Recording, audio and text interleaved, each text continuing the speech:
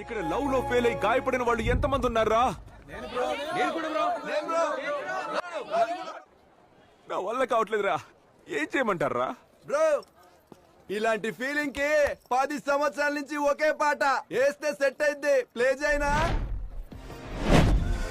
కలిసి పాడదామా? మనసు కొంచెం లైట్ అవుద్ది. లేని ప్రేమను లోపల దాచుకునే తందు తేలనిదా, గుండు దాటి వెళ్ళకాగిన ప్రేమను ఆపినదెవరటనేనా?